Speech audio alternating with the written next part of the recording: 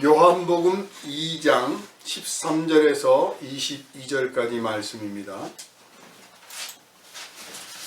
유대인의 유월절이 가까운지라 예수께서 예루살렘으로 올라가셨더니 성전 안에서 소와 양과 비둘기 파는 사람들과 돈 바꾸는 사람들이 앉아 있는 것을 보시고 노끈으로 채찍을 만드사 양이나 소를 다 성전에서 내쫓으시고 돈 바꾸는 사람들의 돈을 쏟으시며 상을 엎으시고 비둘기 파는 사람들에게 이르시되 이것을 여기서 가져가라.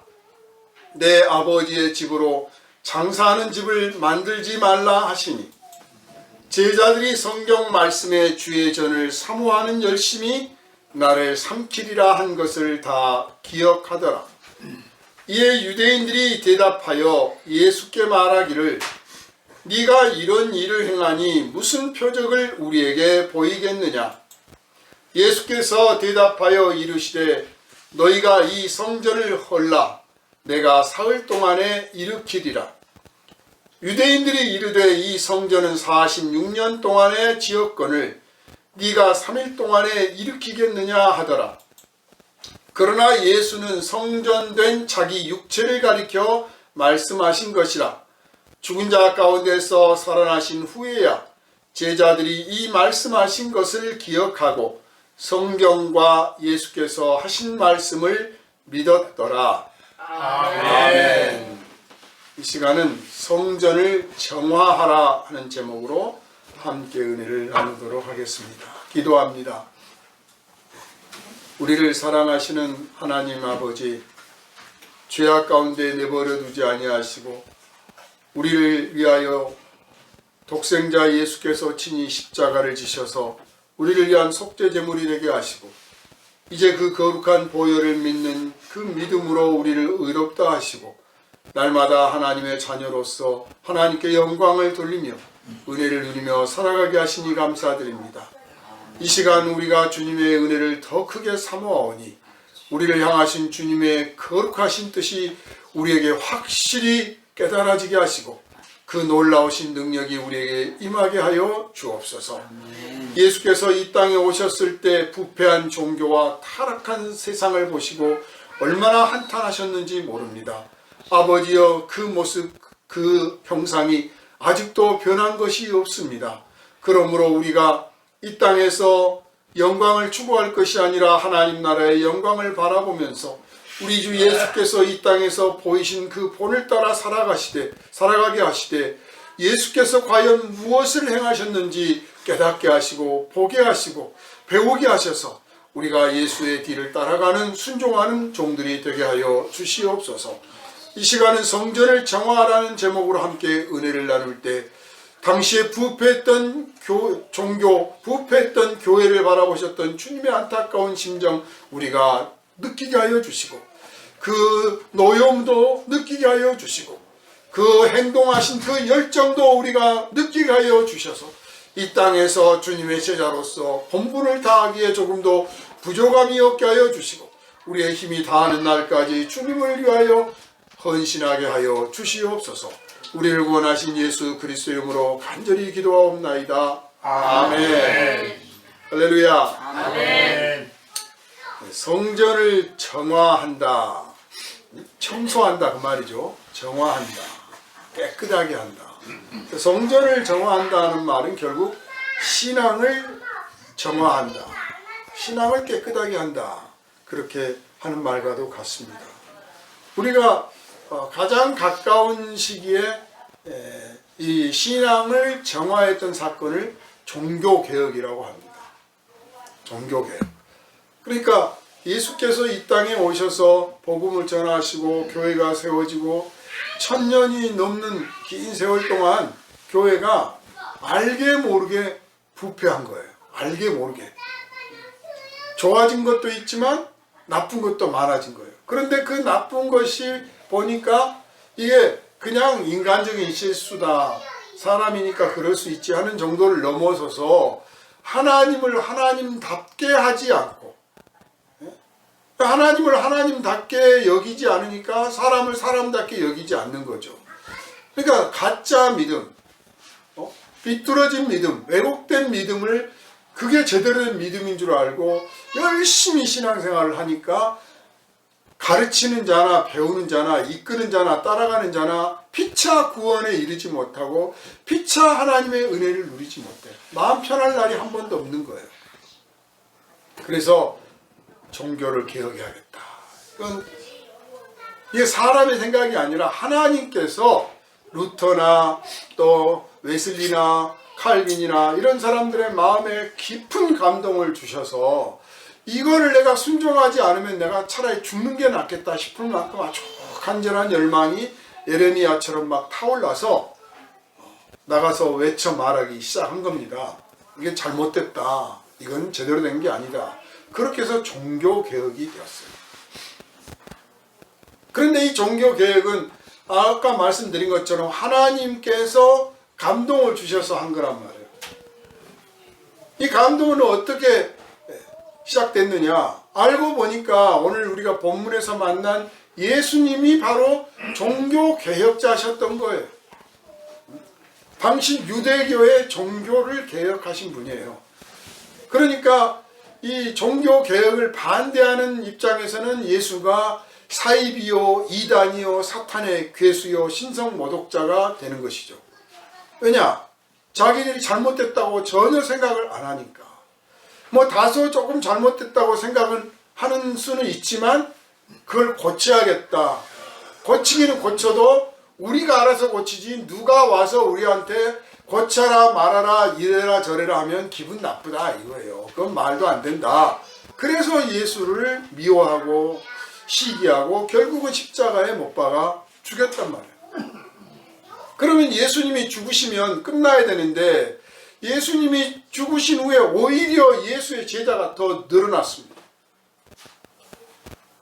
그냥 이데올로기로 아니면 그냥 세상의 종교처럼 그냥 이제 죽은 예수를 섬기는 게 아니라 그렇잖아요? 세상의 종교는 다 죽은 자를 섬깁니다. 그죠? 공자도 석가도 다 죽은 자를 섬겨요. 그런데 예수는 죽었다가 다시 살아나셨고 제자들이 보는 앞에서 승천을 하셨어요. 그렇기 때문에 죽은 자를 섬기는 게 아니라 산 자를 섬기는 것이고 살아계신 하나님을 섬기는 것이고 영원히 살아계신 분이라는 것을 확신했기 때문에 제자들이 날마다 그 복음을 외쳤고 이 제자들의 수가 더하여져서 결국 유대교보다 더 많은 진짜 유대교, 진짜 믿음의 아브라함의 자손, 육체가 되고 혈통으로 아브라함의 자손이 아니라 믿음으로 아브라함의 자손이 되는 이 교회가 오늘날 탄생해서 여기까지 이르게 된 줄 믿으시기를 바랍니다. 종교를 개혁했다 하시는 거예요. 그러면 무엇을 개혁하려고 했을까요? 그것이 오늘 본문에 등장을 합니다. 개혁이라고 하는 것은 말 그대로 판을 엎는 겁니다. 판을 엎는 거예요. 완전히 그냥 바꿔버리는 거죠. 그러다 보니까 세상이 요동을 칩니다. 이 큰 일을 하다 보면 많은 희생도 따를 수 있고 그 중에 뭐 엉터리 같은 사람도 끼어들 수도 있습니다. 그러나 대세가 하나님의 뜻에 의해서 이루어지고 있기 때문에 그 잡된 것들은 결국은 나중에 다 소멸되고 그 많은 저항과 그 많은 희생을 치르는 가운데서 결국은 그 일들을 해내서 살아계신 하나님을 믿는 거룩한 신앙을 회복하는 이 개혁이 옛날에도 이루어졌고 과거에도 이루어졌고 지금도 이루어질 수 있다고 하는 것을 여러분 믿으시기를 바랍니다. 아멘. 개혁이라고 하는 것은 그러므로 개선이나 개량과는 차원이 다른 문제예요. 조금 고치는 게 아니에요. 우리가 개혁을 한다, 개인적으로 개혁을 한다고 하는 것을 회개라고 말하는 거예요. 나를 뒤집어 엎어야 되는 거예요. 그런데 우리는 개혁을 하려고 안 해요. 개선을 하려고 하고 개량을 하려고 하지. 조금만 고치려고 그래. 요것만 고치려고 그래. 저것만 좀 바로잡으면 될 것 같아. 그것만 고치면 될 것 같아요.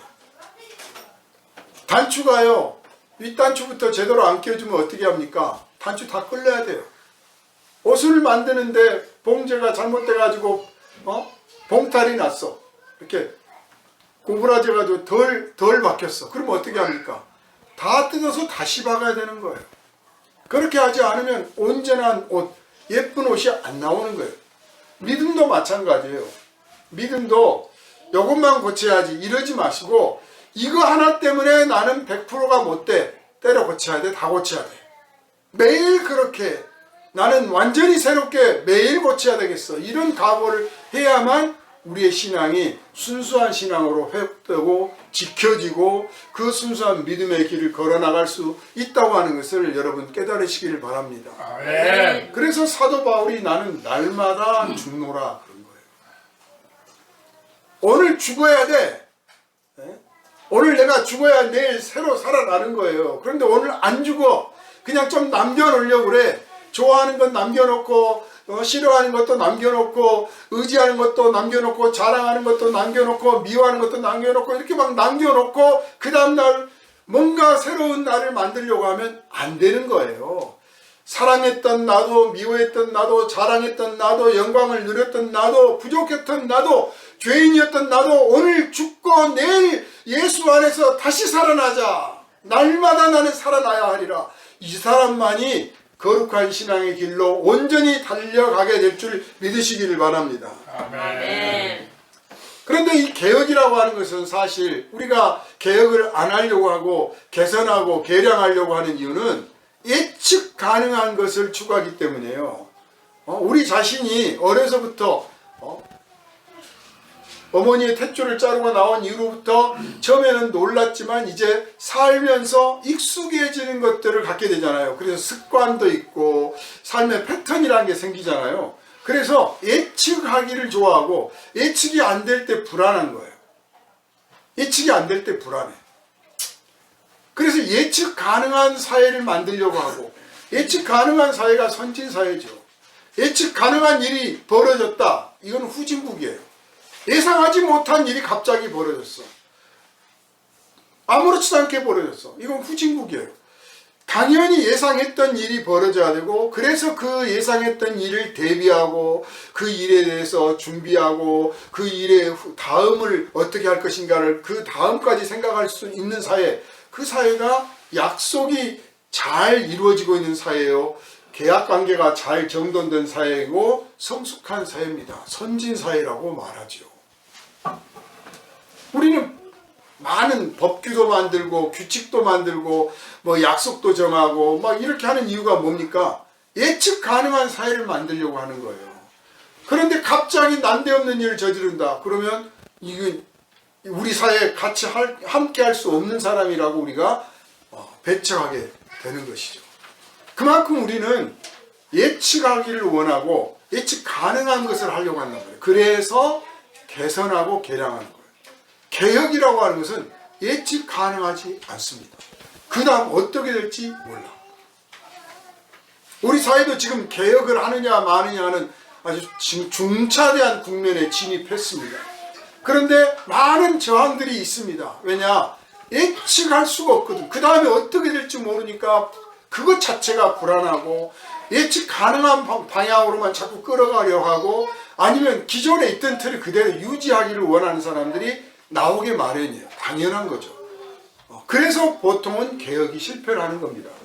그러나 대세가 확실해서 정말 예측이 안 되더라도, 이 다음에 어떻게 되더라도 이것만큼은 해내자, 다음에 어떻게 되더라도 좋아, 이거를 한번 돌파해보자 할 때 개혁이 되는 거예요. 개혁이. 그 한 나라가 새로 세워지는 것과 마찬가지고, 한 나라가 무너지고 새로운 나라로 바뀌는 것과도 마찬가지입니다. 다 개혁이죠. 그래서 예수께서 오셔서 천국에 대하여 말씀을 하시고 하나님의 뜻을 나타내 보이시고 막 이렇게 다니실 때, 그 당시의 종교인들이 예수를 비방하고 견제하고 시기하고 모함도 하고 뭐 음모도 꾸미고 죽이려 하고 결국은 십자가에 못 박아 죽였던 이유는 이 예수를 내버려 뒀다가 앞으로 어떤 일이 벌어질지 모르기 때문이었어요.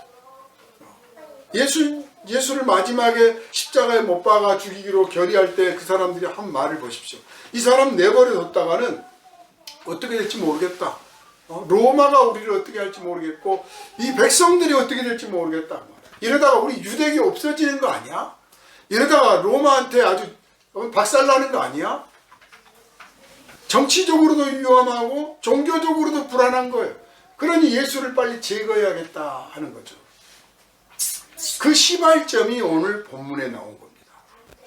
그렇게 마음을 먹게 된 확정해서 확실하게 예수를 없애야겠다고 마음 먹었던 이유가 바로 그 사건이 오늘 본문에 있는 사건이에요.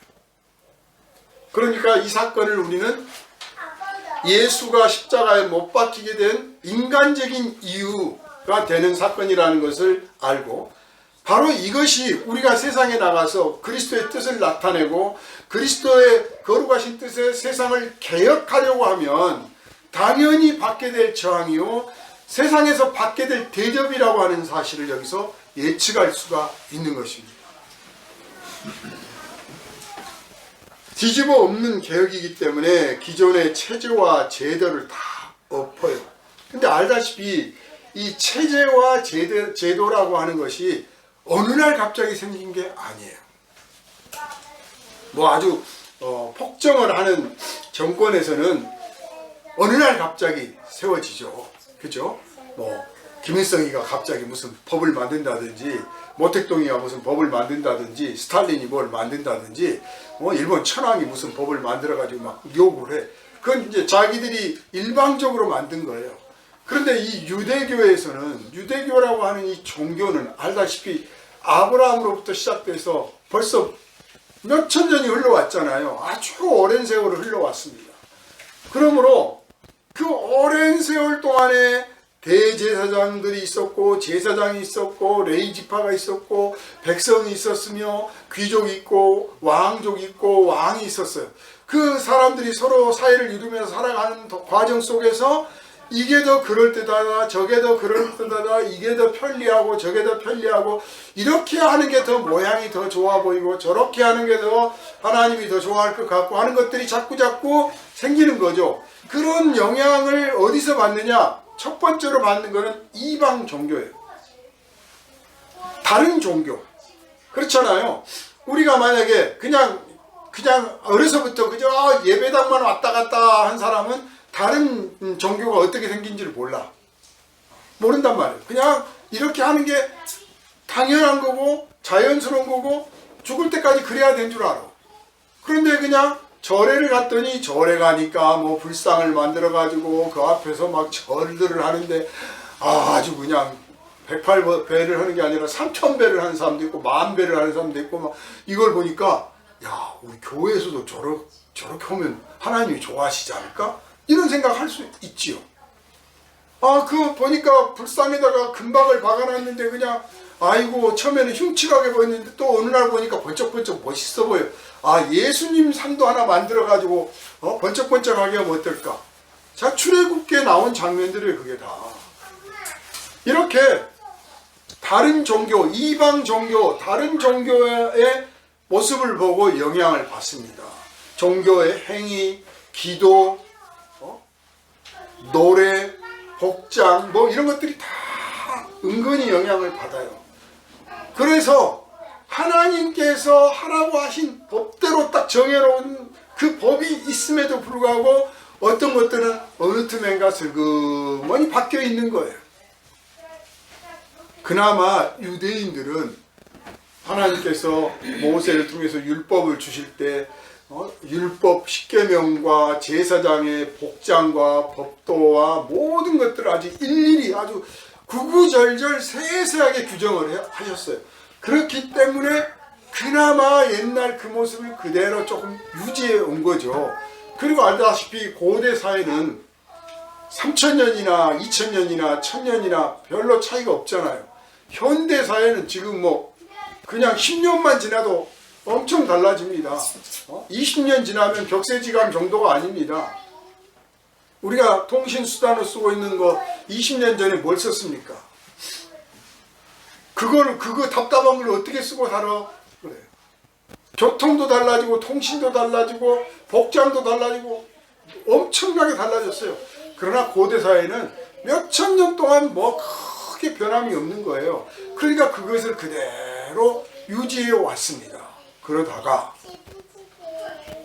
나라가 망해 민족이 흩어져 강대국들의 지배를 받아 결국은 이제 로마라고 하는 나라의 지배를 딱 받게 되니까 로마는 다양한 잡신을 믿는 나라잖아요. 여러 신을 믿는 나라이고 하나님 보시기에 정말 악한 추악한 족속들인데 전쟁에서는 자기들이 졌어.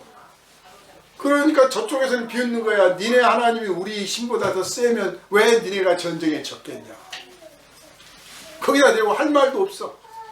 우리가 잘못했으니까 진 거야 이렇게 말해야 되는데 그렇게 말하기는 또 너무 시체말로 쪽팔려. 야, 하나님께서 지금 참고 있는 거야. 나중에 니들한테 불비락을 내리실 거야. 그냥 그 소리밖에 못하는 거예요. 그리고는 이 바리새파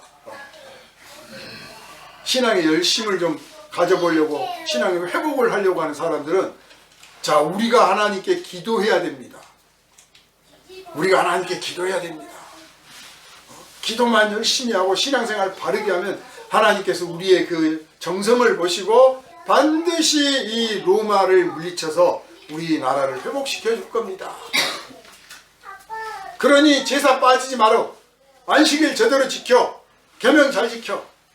걸음 하나 걸어도 제대로 안식일을 지켜. 막 이렇게 아주 종교적으로 그 어느 때보다도 종교적인 것이 왕성해졌습니다. 그래서 하나님 앞에 제물을 바치러 오는데 알다시피 하나님의 백성들은 1년에 3번은 하나님 앞에 가서 최소한 3번은 하나님 앞에 가서 제사를 드려요. 최소한. 그러니까 열정이 있는 사람 또 뭔가 하나님께 드리고 싶은 사람이 있는 그런 사람들은 더 많이 갔겠죠. 최소한 3번은 간단 말이에요. 그런데 3번을 가는데 옛날에는 이제 다 목축업을 하고 또 서로 목축업을 않고 농사를 짓더라도 목축업 하는 사람들하고 한 마을을 이루고 사니까 내가 요번에 하나님께 제사를 드리려고 하는데 자네 양 제물로 바칠 양 자네 것 말고 내 것도 하나 준비해 뒀다가 나에게 그거 좀 주라. 그러면 내가 또 가을거지 해서 내가 포도도 너한테 주고 뭐도 좀 줄게. 그렇게 해서 그 양을 그렇게 얻어가지고 가서 제물로 바쳤어요. 근데 이방 나라들을 보니까 뭐 제물을 바치는 방식이 다 달라. 달라요. 세상 편리하게들 하는 것 같아. 그리고 화폐가 등장해서 융통이 되기 시작했어요. 그러니까 그 먼 데서부터 양을 기르는 사람도 이제 점점점 없어지고 도시화가 되니까 도시에서 일하는 장사꾼들 수리하는 사람들 뭐 이런 사람들이 점점 늘어가니까 이 사람들은 양을 기를 수가 없잖아요. 그러니까 양을 사야 돼. 양을 사야 되는데 시골에 가서 양 사가지고 와서 제물로 바치고 또 바치고 하는 걸 보고 제사장들이 그렇게 하지 말고 우리가 좀 더 편리하게 우리가 아예 양을 길러서 제물로 준비해 줄 테니까 와서 돈 내고 사가라. 근데 이 돈도 세상 돈은 때 묻은 돈이요 더러운 돈이야 누구 손에 거쳤다 왔는지 몰라. 강도 손에 거쳤을 수도 있고 돈놈 손을 거쳤을 수도 있어. 그러니까 그 돈을 성전 입구에서 성전 안에서만 통용되는 돈이 있어요. 그 성전 안에서만 지역화폐야. 지역화폐. 지역화폐하고 교환을 해. 교환을 해서 1:1로 교환을 하든 1:2로 교환을 해서 그 교환을 한 거 가지고 그 성전 안에 준비된 소나 양이나 비둘기를 사는 거예요. 그러니까 여기서 환율이 적용되겠죠. 환율. 공짜로는 줄 수가 없잖아. 이 일을 하는데 뭔가 이문이 남아야지. 그러니까 성전에서 쓰는 돈 100원짜리를 밖에 있는 돈 200원하고 바꾸는 거예요. 그래야 여기서 남는 장사가 있지. 이것도 뭐 제사장이 와서 하겠습니까? 다 시키겠지. 그럼 또 그 사람 일당 생겨야 되고 제사장도 남는 게 있어야지. 그 다음 또 양을 길러. 그럼 누가 기를 거예요? 제사장이 기르진 않잖아요. 누군가가 길러야 돼. 그럼 그 사람한테 수고비 줘야 돼. 또 그 양을 또 가져왔으니까 운송비 줘야 돼. 또 운송하고 있다가 보관하다가 똥도 치우고 다 하다가 팔아야 되니까 그 관리비도 줘야 돼. 그리고 또 이문도 남겨야 돼. 그리고 그걸 총 관리하는 제사장한테도 또 이문이 남아야 돼. 그러니까 여기서 또 비싸게 또 사는 거예요. 그렇게 해서 이제 재물을 갖다가 바치면 사람이 생각이 어떻습니까? 우리가 옷도요, 똑같은 옷이라도 이거 500만 원, 요거 50만 원 하면 500만 원짜리가 더 좋아 보인다니까요. 똑같은 옷이라도. 그러니까 이왕 하나님께 내가 먼 길을 와서 하나님께 재물을 바치는데 좀 비싸더라도, 더 비싸더라도 돈 많이 주고 좋은 거 바쳐야지 하게 돼 있어요, 사람이. 그래서 양을 2마리를 딱 보이면서 요거는 아주 건강하고 토실하잖아. 그리고 요거는 좀 뭔가 좀 비리비리하잖아. 요거는 500냥, 요거는 50냥. 그러면 50냥짜리 할 사람이 없어요. 500냥짜리 하지. 그렇게 해서 장사를 하는 거예요. 근데 그거를 아무도 문제 있다고 생각을 안 해. 왜냐? 이 일을 주관하는 사람들이 제사장들이야. 성전 안에서 제사장들이 주관해서 하고 있어. 그리고 사실 자신들도 참 그렇게 하니까 편리해. 그런데 말이에요. 내가 기르든 이웃집에 길렀던 그 기른 양을 잡아다가 제물로 바칠 때는 이걸 가치로 안 따집니다. 정성으로만 따집니다. 나의 순수함으로만 평가를 하는 거예요. 그냥 양이 흠이 있나 없나, 크든 작든 그건 중요한 게 아니야. 흠이 있나 없나, 잘못된 건 아니지, 잘 길렀지, 그러면 된 거야. 이거예요. 순수해요. 그런데 사서 바치잖아요. 돈도 많이 들였잖아요. 그러면 하나님께서 내가 이렇게 큰 재물을 바치는데 내 정성을 크게 받아주셔야 되고, 그래서 나에게 큰 복으로 갚아주셔야 돼요. 하나님과 거래를 하려고 합니다.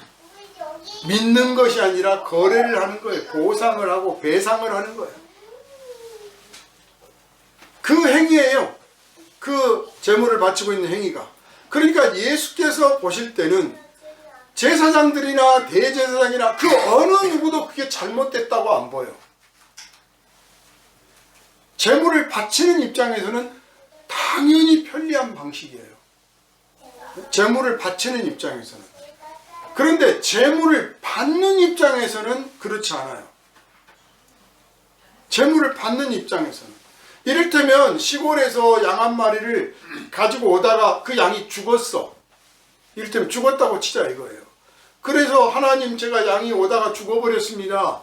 그래서 하나님께 재물을 못 바칩니다. 그랬을 때 하나님께서 재물 없으니까 너는 네 재산은 필요 없어 이러실 것 같아요? 안 그러죠. 그래, 이번에는 재물이 죽었구나. 왜 죽었을까? 돌아가서 다음 제사 때는 재물을 잘 살려서 오도록 해라 하고, 굳이 그걸 가지고 재물을 새로 사서 해라 뭘 해라 막 억지를 부리시지 않아. 정말 그 사람의 마음이 어떤가를 보신단 말이에요. 그런데 재물을 죽일 일도 없잖아요. 그냥 사서 탁 거래해서 하니까. 그리고 이제 묻지도 않습니다. 물으면 괜히 양심에 찔릴 수 있어. 이거 틀림없이 첫 배에 태어난 거죠. 분명히 첫 배에 태어난 것만 첫 해를 제물로 바치라고 그랬잖아요. 그런데 생각해 보세요. 자기 집에서 한 마리 첫 해 나온 거하고 수백 명이 한꺼번에 와서 첫 해 나온 거 살려고 하면 어떤 일이 벌어지겠어요? 그렇게 첫 해 나온 양이 많겠습니까? 결국은 양을 한 마리, 두 마리, 세 마리, 네 마리, 몇 마리째인지도 몰라. 막 난 대로 길렀다가 이거 첫 해라고 하면 믿어야 되는 거예요. 물을 수도 없어. 물었다가 여기서 거짓말로 첫 해가 아닙니다라고 할 수도 없는 거고, 첫 해라고 했다가 거짓말이면 그것도 웃기는 이야기고. 그러니까 피처럼 묻지도 않습니다. 그래서 아무도 제물을 바치는 입장에서는 아무도 이게 문제가 되지 않는데 제물을 받는 입장에서는 이게 문제가 되는 거예요. 우리가 기도할 때 말이에요. 비록 우리가 하나님은 아니지만 하나님 될 수도 없지요. 그러나 성령께서 우리 안에 계시니까 하나님의 거룩하신 뜻을 알게 해주시잖아요. 하나님의 뜻을 알게 깨닫게 해주셔. 그래서 내 기도하는 내 입장, 내 생각, 내 처지, 내 방식 여기에 의존해서 기도하지 말고 한 번쯤은 내 기도를 들으시는 그분의 입장, 그분의 마음, 그분이 나를 보실 때 어떻게 보시며 내 기도를 들으실 때 어떻게 들으실까, 그분이 내 기도를 들으시고 어떤 판단을 내리실까, 어떤 평가를 하실까 한번 생각해보고 기도하시기 바랍니다. 예수께서 이 성전에 오셔서 노끈을 만드시고 소를 내쫓으시고 양을 내쫓고 상을 뒤에 엎었습니다. 이렇게 하셨다고 하는 것은 상징적으로 성전에 와서 제사장도 아니고 대제사장도 아니고 마음대로 막 들어 엎으시고 내쫓을 수 있는 권리를 가지신 분은 한 분이에요. 하나님. 즉 내가 하나님이다, 내가 하나님의 아들이다 라고 보이시는 거예요. 내 아버지께서 보실 때 이 제물은 받지 않으신다. 왜냐, 제물도 문제지만 이 방식, 이런 과정, 이런 태도들, 이런 왜곡되고 삐뚤어진 형식들, 이걸 가지고는 하나님을 기쁘시게 할 수 없다.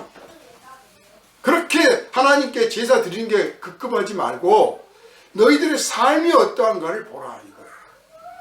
그래서 들어 엎으셨습니다. 종교 계획을 하신 거예요. 다 엎어버렸어요. 그래서 제사장의 마음을 뒤엎으십니다. 백성들의 마음도 뒤집어 엎으십니다. 엎어져야 되는 거예요. 하나님이 우리를 엎으시려고 하는데 우리가 안 엎어지면 어떻게 됩니까? 그 사람이 바로 배도자가 되고 배교자고 적그리스도가 되고 하나님의 원수가 되는 거예요. 그런데 하나님이 엎으시면 엎는 과정에서 못마땅하고 슬프기도 하고 화가 나기도 하고 막 어리둥절하기도 하고 그러겠지만 하나님이 왜 엎으셨을까 생각하고 꾸짖으면 꾸짖음을 받은 대로 뉘우치고 돌아보고 자성할 때 그때 비로소 개혁이라고 하는 걸 할 수가 있단 말이에요.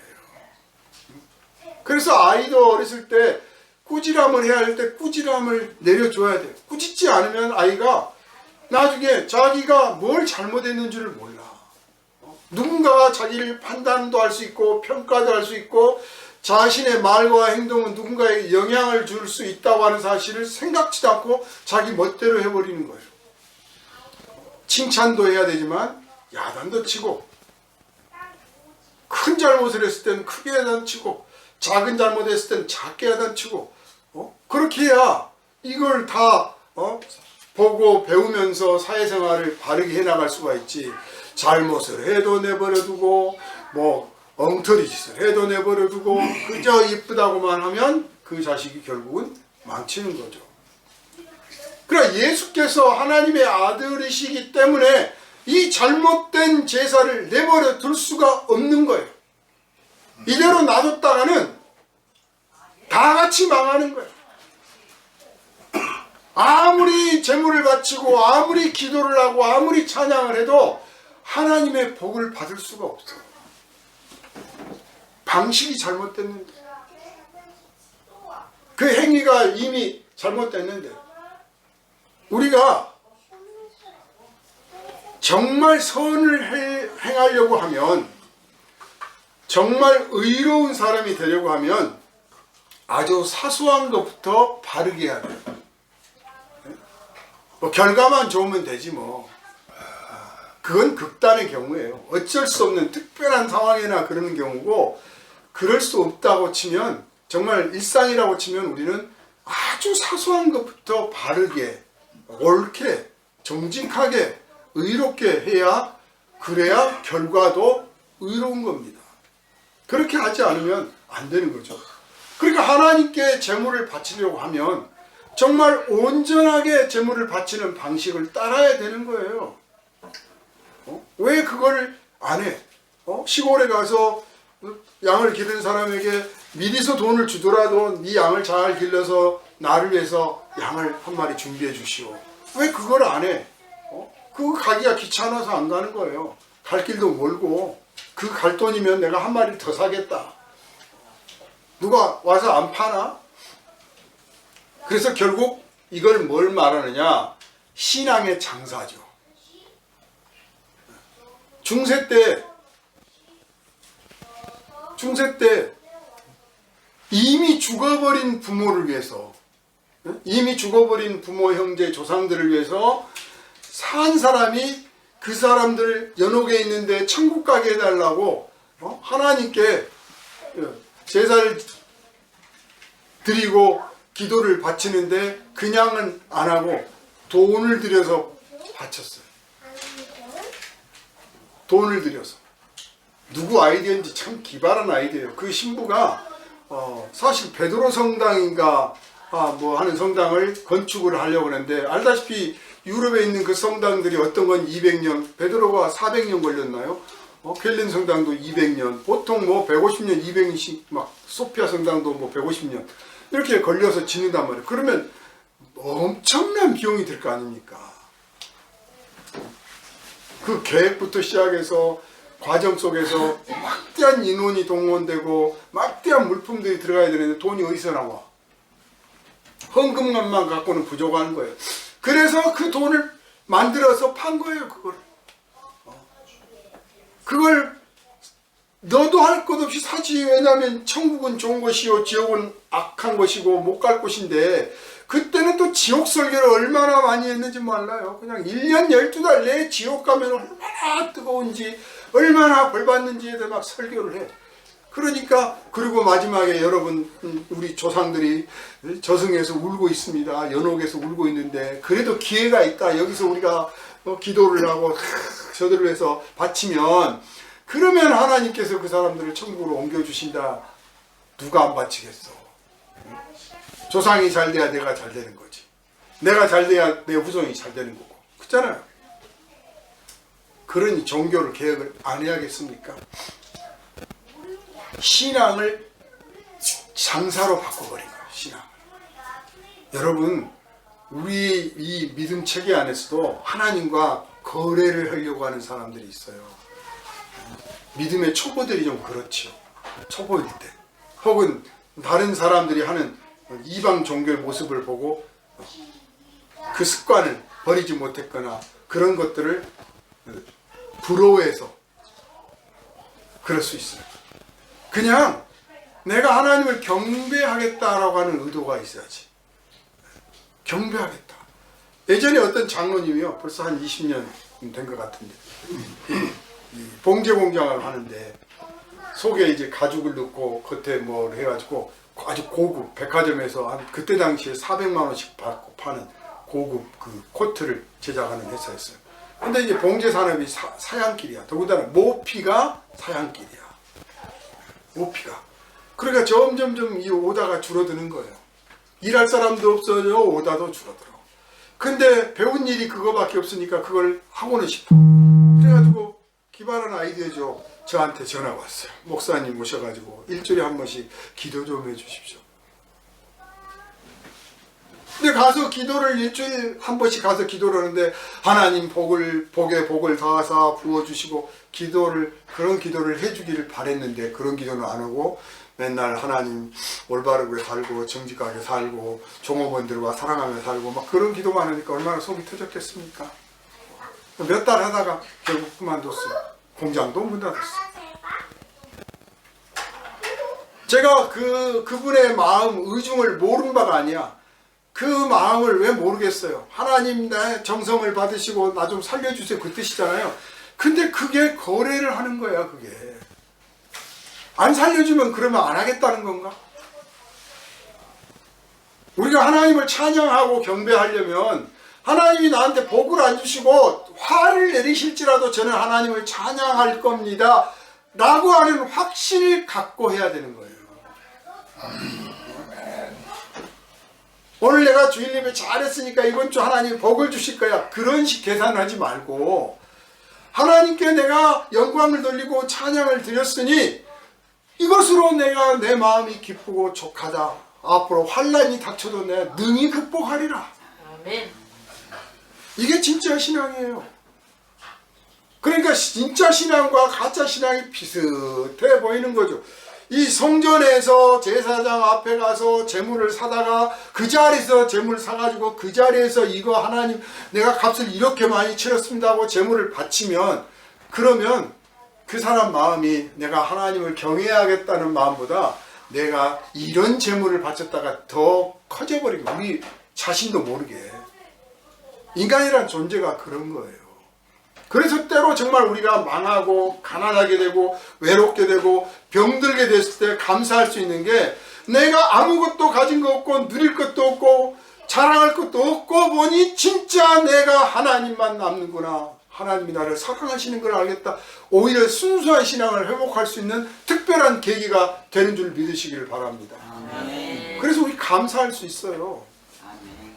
아멘. 예수님은 이 자기도 모르게 부패해버린, 언제 어느 세월에 어떻게 누가 시작했는지도 모르게 그냥 망가져버리고 무너져버린 이 신앙의 체계, 건물은 말짱한데 이미 믿음은 무너져 있어. 건물이 아무리 말짱하면 뭐래.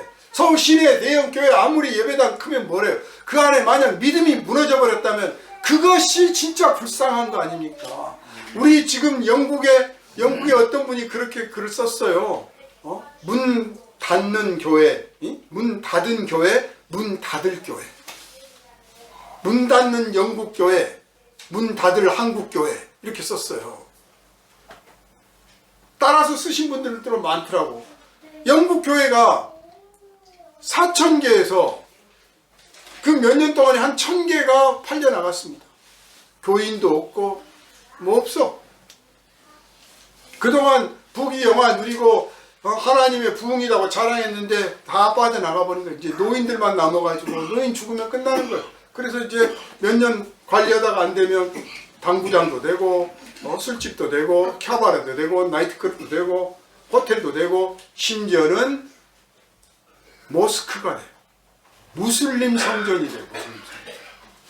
프랑스도 몇 년 사이에 6,000개 성당에서 한 2,000개가 없어졌어요. 거의 대개가 다 무슬림 성당으로 바뀌었습니다. 우리나라도 안 그런다는 법 없어요. 그냥 인구수 갖고 되는 게 아니란 말이에요. 이 안에 있는 순수한 믿음이 얼마나 중요하냐, 이걸 안다면 건물의 크기나 건물의 위용에 심취되지 않거든요. 그런데 이 예수 앞에 와서 꾸짖었던 사람들 했던 말처럼 몇십 년 걸려서 성전을 지어서 그 안에서 거창한 예배를 드리고 있는데, 거창한 제사를 하나님께 드리고 있는데, 정작 그 안에 있는 믿음은, 그들 안에 있는 믿음은 바닥을 치고 있어. 이미 무너져 버렸단 말이에요. 그러니 예수께서 화가 안 나시겠어요? 예수께서 하나님의 아들이 아니시라면 화낼 일이 없고, 예수께서 이 백성을 진정으로 사랑하는 분이 아니었다면 화낼 일도 없어요. 진정으로 이들이 하나님의 복을 받아들이기를 진심으로 누구보다도 더 원하셨기 때문에 화가 난 거예요. 그래서 들어부셨습니다.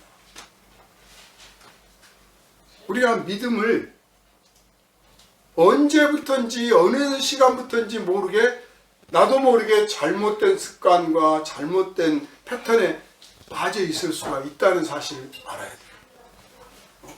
내 외형적인 신앙의 체계가 세워져 갈수록 내면의 신앙의 체계도 같이 굳건해져야 되고, 아니 그보다 더 우뚝 서야 되는데 내면은 세워지지 않고 오히려 내면이 무너져 버린 경우도 많단 말이에요. 바로 이 모습이 오늘 사실 이미 지금 유럽이나 미국 교회가 그렇게 되어가고 있고, 한국 교회도 예외가 아니라고 보여져요. 한국 교회도 예외가 아니에요. 겉에 예배당은 그 어느 때보다 더 좋은 참 건물을 세우고 시설을 갖추고 편의시설도 갖추고 콘텐츠도 다양하고 정말 예배가 버라이어티하게 되어가고 있는데, 믿음은 어떤가? 믿음도 같이 따라서 그러고 있는가? 믿음은 안 그래요. 오히려 그냥 주일 땡 하면 와서 예배하고 땡 하면 가기 바쁘고 알아서 그냥 때 되면 다 알아서들 각자 알 텐데 뭐 새벽 기도는 왜 하며 수요 예배는 왜 하며 뭐는 왜 하며 성경 공부는 왜 하며 뭐 이렇게 바쁜지 몰라요. 그리고 전부 감상이야, 감상. 설교를 얼마나 멋있게 잘하나, 성가대는 누가 얼마나 잘하나. 시골 교회는 갈수록 이제 할망구들 할아버지들만 몇 사람 나와가지고 찬송을 불러도 그냥 전부여 진짜 알고 재미도 없어. 이제 안 가. 참 겉만 그럴싸해져고 그랬죠. 이방 종교가 그랬던 것처럼 겉만 그럴싸했어. 아브라함부터 시작해서요, 하나님께서 아브라함을 나그네라고 그랬어요. 이스라엘 백성을 나그네라고 하셨습니다. 나그네는 그 땅에 주인 노릇하는 게 아니에요. 나그네는 혹시 누가 시비 걸까봐 조심스럽게 지나가는 사람이에요. 근데 오늘 기독교인들은 나그네가 아니야. 그 땅의 주인이야. 다른 종교 사람들, 다른 사람들한테 나그네 구박을 해요. 자기가 주인이야. 우리의 뜻을 관찰하자. 우리의 주장을 관찰하자. 그래요. 하나님의 거룩하신 뜻을 세상에 펼쳐 나가는 거, 선교하는 거 좋아요. 그런데 마음가짐에 우리는 나그네입니다, 이 생각을 잃어버리면 본질을 잃어버린 거예요. 본질을. 나그네란 말이야, 나그네.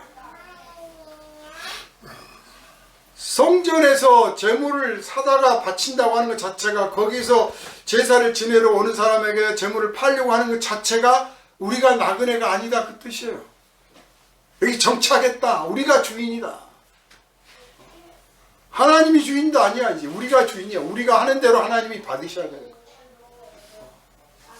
그래서 하나님 까불면 주고하고 똑같은 행동을 하고 있는 거예요. 말만 안 했을 뿐이지.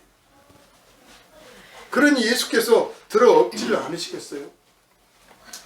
이단과 이 사입이, 그리고 정통은요, 올바른 신앙은 정말 비슷해요. 사이비 뜻이 뭡니까? 사이비. 비슷하나 아니다, 그 말이에요. 비슷해. 아니, 오히려 더 그게 더 진짜 같아. 더 목소리가 커. 더 그럴듯해. 더 화려하고, 더 편리하고, 더 많이 제사도 지낼 수 있어. 더 많은 복도 받을 것 같아.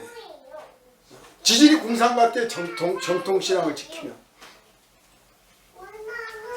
그러나 그게 아닙니다.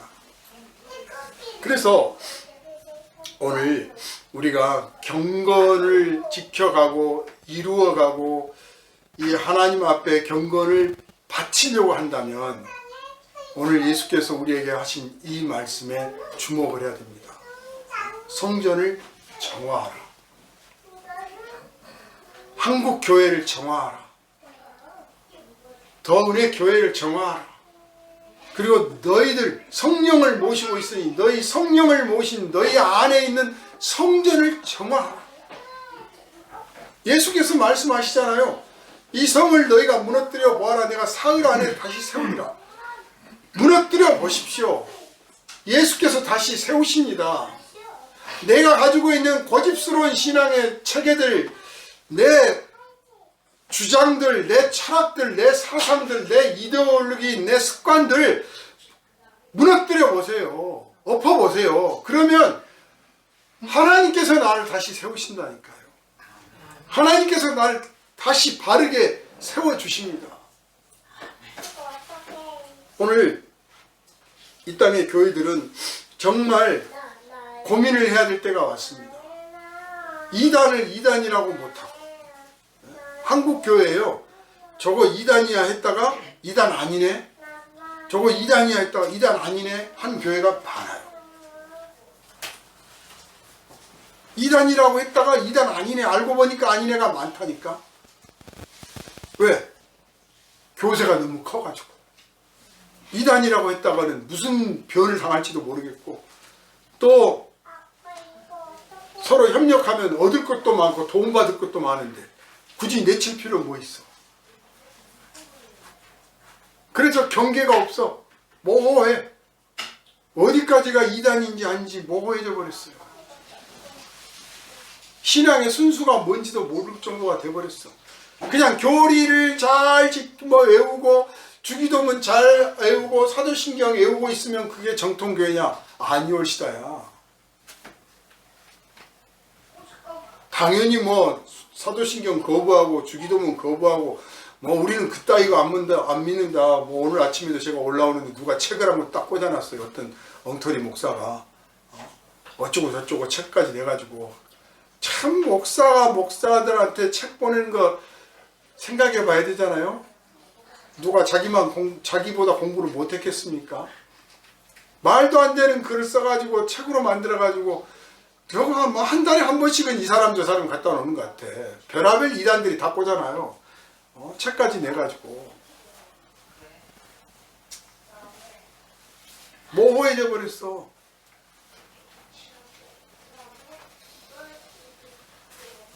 엎어야 됩니다.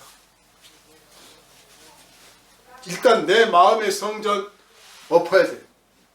내가 그 안에 무슨 상을 차려놨나, 무슨 거래를 하고 있는지, 무슨 적당한 타협을 하고 무슨 형식만 남아있는지 한번 살펴봐야 됩니다. 주여 저를 살펴보게 하여 주십시오. 예수께서 말씀하셨어요. 빛이 있는 자는 어둡지 않다.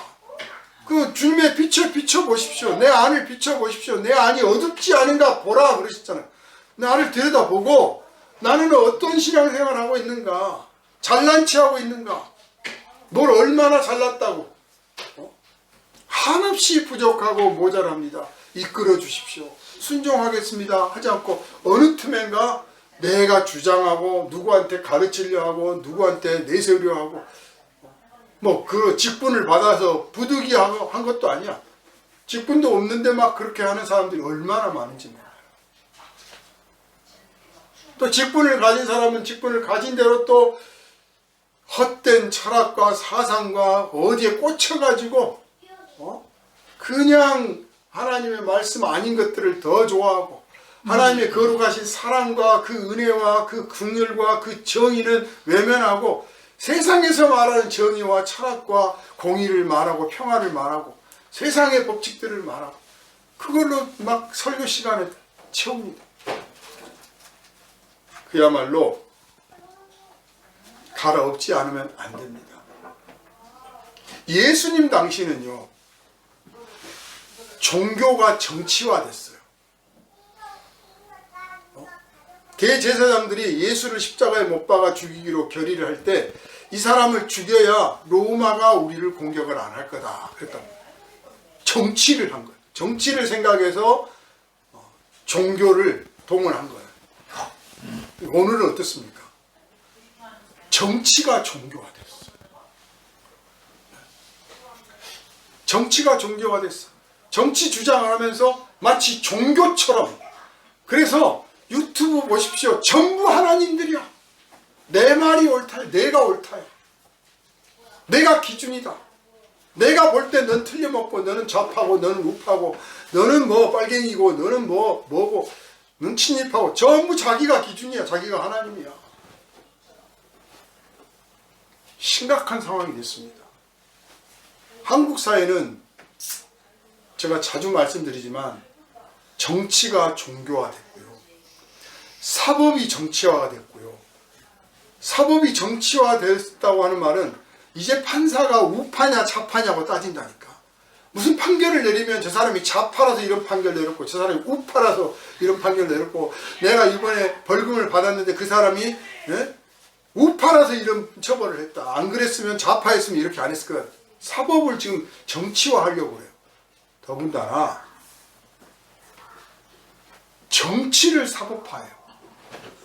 이번 정부 들어서 제일 나쁜 폐악이 등장한 게 그거예요. 정치로 하지 않고 정치는 말 그대로 타협도 하고 쇠를 불리기도 하고 뭐 이런 거거든요. 사법을 이용해서 처벌하려고 해요. 보십시오. 우리 주변에서 몇 년 동안, 아니 벌써 오랫동안 들려오는 시소리를 들을 때 처벌하자가 들려요. 처벌하자. 이런 거는요, 옛날 이승만 그때 또 뭐 전두환 때 아주 극단의 상황의 때나 등장했던 말이에요. 처벌하자. 그런데 지금은 시도 때도 없이 처벌해야 된대. 처단하고 처벌하고. 정치가 심판장이 돼버렸어요. 사법이야. 우리는 이렇게 생각한다. 우리 주장을 받아주라가 아니에요. 지금 시위는 처벌하자예요. 처벌하자. 교회도 마찬가지야. 처벌하자야. 동성애를 처벌하자야.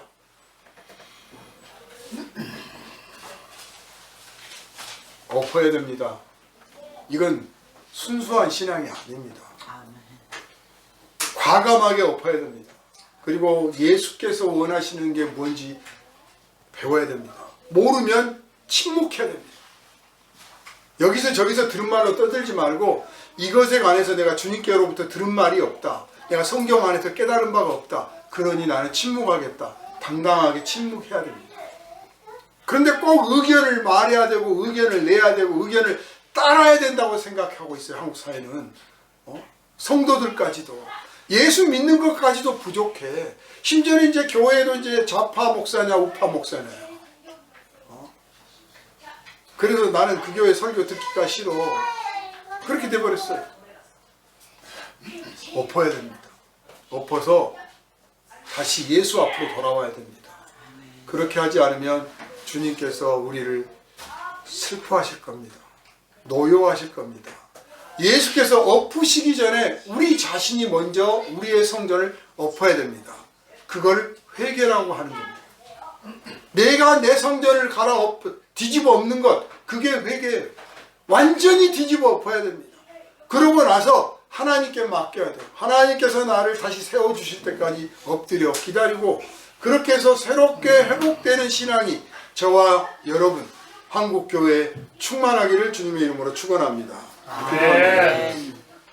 거룩하신 주님, 오죽하셨으면 성전에서 상을 들어 엎으셨겠습니까? 이 예배를 받으시는, 제사를 받으시는 하나님의 아들의 입장으로서 너무나 분통 터지는 예배가 진행되고 있었기 때문에 그랬던 것 아닙니까? 그렇다면 오늘 우리는 어떨까요? 오늘 이 시대의 교회는 어떻습니까? 우리는 어떻고 우리 형제들은 어떻습니까? 주님 앞에서 어떤 제사를, 어떤 예배를 드리고 있습니까? 주님 오셔서 들어 엎으시지는 않을지 돌이켜보게 하여 주옵시고, 성령께서 우리를 일깨워 주신다면 들어 엎어서 우리가 먼저 회개하고 새롭게 변화되고 한국 교회가 세워지는 이정표가 세워지게 하여 주시옵소서. 우리를 권하신 예수님 이름으로 간절히 기도하옵나이다. 아멘.